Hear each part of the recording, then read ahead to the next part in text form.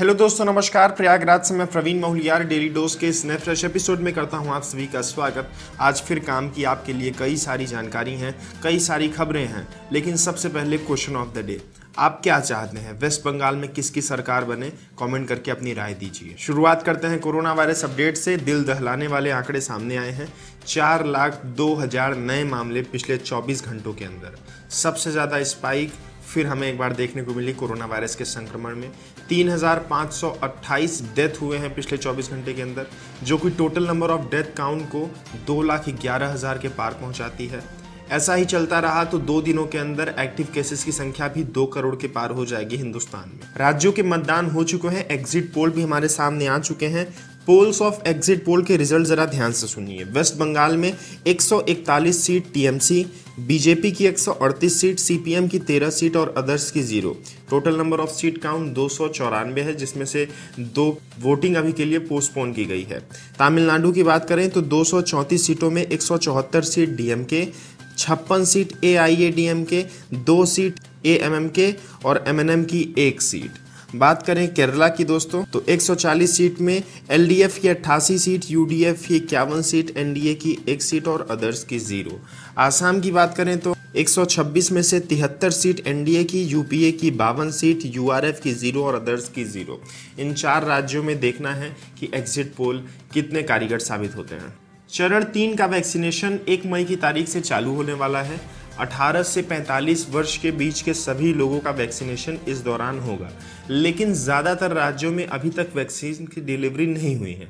कुछ केंद्र के ऊपर आरोप डाल रहे हैं कि केंद्र ने नहीं भेजा है और कुछ कंपनीज के ऊपर आरोप डाल रहे हैं। कौन कौन से स्टेट में वैक्सीनेशन का कार्यक्रम अभी नहीं चलेगा आपको बताता हूँ। इसमें संख्या है मध्य प्रदेश की, दिल्ली की, कर्नाटक की, बंगाल की, गोवा, आंध्र प्रदेश, झारखंड और इसके साथ उत्तर प्रदेश के भी कई जिलों में अभी भी वैक्सीनेशन नहीं शुरू हुई है। जम्मू एंड कश्मीर भी पीछे नहीं है, क्योंकि वहां पर भी वैक्सीन की प्रॉपर डिलीवरी नहीं हुई। सबसे ज्यादा दिल्ली में इस समय वैक्सीन की आवश्यकता है। 6.7 मिलियन डोसेस का ऑर्डर किया गया है, लेकिन अभी तक वैक्सीन प्रॉपर तरीके से नहीं पहुंच पाई। हालांकि अपोलो हॉस्पिटल इनवाइट कर रहा है लोगों को वैक्सीन लगवाने के लिए देश भर के कई सेंटर्स में भी, दिल्ली में भी, और ये चार्ज कर रहे हैं 1,200 रुपये या इससे अधिक कोविड शील्ड वैक्सीन के लिए। जब स्टेट्स के पास इस समय वैक्सीन नहीं है फ्री में लगाने के लिए और उनके पास कारण है कि वैक्सीन की डिलीवरी नहीं हो रही है, सप्लाई नहीं आ पा रहा है, तो इन प्राइवेट हॉस्पिटल्स के पास वैक्सीन कहाँ से आ रही है? क्या पैसे के बल पे हर काम होता है? सवाल के साथ अगली खबर की ओर बढ़ते हैं। डॉक्टर एंथनी फॉकी, जो कि चीफ एडमिनिस्ट्रेशन में शामिल हैं जो बाइडेन के गवर्नमेंट में, जो कि पिछले 7 यूएस प्रेसिडेंट के साथ काम कर चुके हैं, उनका सजेशन है इंडिया को कि 7 दिन का कंप्लीट लॉकडाउन लगा देना चाहिए। जानते हैं कि लॉकडाउन लगाना किसी भी समस्या का हल नहीं है, पर कोरोना वायरस को रोकने के लिए, संक्रमण को बढ़ने से कम करने के लिए चेन को तोड़ना पड़ेगा और इमीडिएट लॉकडाउन ही इसका एकमात्र उपाय है। एक्सपर्ट आदमी है, बात सही कुछ कह रहे हैं, पर अगर वो हिंदुस्तान में होते तो समझ आता कि लॉकडाउन की लगने की वजह से कितनी सारी समस्याएं सामने आती हैं।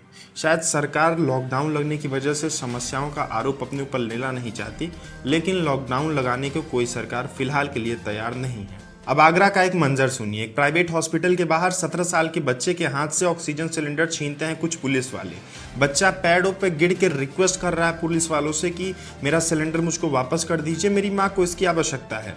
इसकी माँ की मृत्यु 2 घंटे बाद हो जाती है। कोविड-19 की पेशेंट थी और बच्चे का नाम अंश है। उसका पूरा आरोप है कि पुलिस वालों ने मुझसे सिलेंडर छीन लिया और इसकी वजह से मेरी माँ की मृत्यु हो गई।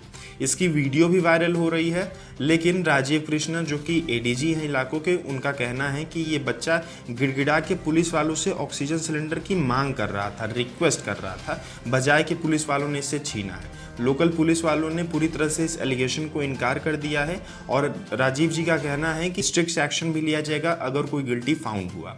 हालांकि बात की सच्चाई क्या है हम वीडियो देखकर अंदाजा लगा सकते हैं। आप खुद कमेंट करके बताइए आपकी राय क्या है, इसमें पुलिस वालों की गलती है या 17 साल का एक बच्चा जिसकी मां गुजर गई वो झूठ बोल रहा है। कोरोना वायरस की वजह से बीते दिन हमने कुछ खास शख्सियत को भी खोया है, जिनमें नाम शुमार है रोहित सरदाना जी का। ये किसी परिचय के मोहताज नहीं, पूरा देश शोकाकुल है इनके निधन पर। सोली जे सौरभ जी को भी हमने खोया, जो कि farmer attorney general of India रह चुके हैं। ये एक काउंसलर भी थे और उसके साथ ही साथ गंभीर चिंतन करने वाले फिलोसफर। इन्होंने अपने काम को पूरी निष्ठा से किया है और भारत की संपूर्ण सेवा भी की। मेजर विक्रमजीत कनवरपाल को भी हमने खोया, जो कि एक एक्टर थे। स्पेशल ऑप्स में आप इनके परफॉर्मेंस को खूब अच्छे से देख सकते हैं। कई टीवी शोज़ और मूवीज़ में भी ये काम कर चुके हैं। ये पहले आर्मी में थे और फिर वहाँ से रिटायर होने के बाद फिल्म इंडस्ट्री में इनकी एंट्री हुई। डेली 4 लाख लोग कोरोना वायरस से संक्रमित हो रहे हैं। मरने वालों की संख्या भी तेज़ी से बढ़ रही है। कुछ का आरोप है कि सरकार आंकड़े छुपा रही है। वो आरोप कितने सही है फिलहाल तो हम नहीं जानते, फिर भी आप सावधानी बरतिए, सबसे बड़ी बात यही है। लास्ट खबर पबजी से रिलेटेड है। पबजी के ऑफिशियल यूट्यूब चैनल पर पबजी का एक टीज़र लॉन्च हुआ, पबजी इंडिया के कमबैक का, जिसको देख पबजी फैंस के अंदर खुशी की लहर झूम पड़ी। लेकिन ये खुशी की लहर ज़्यादा देर तक थी नहीं, क्योंकि इस वीडियो को डाउन भी कर लिया गया। अब लोग अंदाजा लगा रहे हैं कि पबजी जल्द लॉन्च होगा, क्योंकि अभी हाल ही में क्राफ्टॉन इनकॉर्पोरेशन ने $100 बिलियन का ऐलान किया था इन्वेस्टमेंट इंडिया के ई स्पोर्ट गेमिंग कल्चर में। लेकिन फिलहाल कंपनी की ओर से कोई ऑफिशियल न्यूज़ नहीं है, इसलिए हम आपको कुछ कह नहीं सकते पबजी वापस आएगा या फिर नहीं, पर पूरी राह में है पबजी वापसी करने के लिए। बस दोस्तों, इस वीडियो में इतनी जानकारी। मुझे उम्मीद है आपको डेली डोज पसंद आ रहा है। हमारे चैनल को सब्सक्राइब करके रखिए। इंस्टाग्राम रील्स पर भी आपका स्वागत करता हूं मैं ऐसे ही कुछ इंपॉर्टेंट और इन्फॉर्मेशनल वीडियोस में। अभी के लिए दीजिए मुझको इजाज़त। जय हिंद, जय भारत।